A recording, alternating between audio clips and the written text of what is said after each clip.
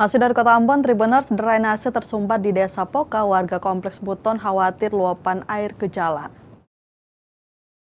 Drainase di RT 003 RW 04 Kampung Buton Desa Poka tersumbat endapan tanah, rumput liar, dan sampah plastik sehingga kerap memicu banjir saat hujan berintensitas tinggi.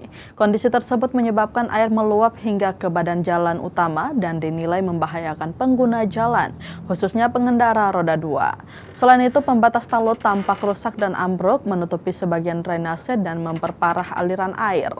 Salah seorang warga setempat, Ernie, mengatakan air dari selokan yang tersumbat seringkali langsung mengalir ke jalan raya saat hujan deras. Akibatnya permukaan jalan menjadi licin dan berpotensi menimbulkan kecelakaan. Menurut Ernie, persoalan drainase tersebut sudah pernah disampaikan oleh Ketua RT kepada pemerintah desa, namun upaya penanganan yang dilakukan belum berkelanjutan.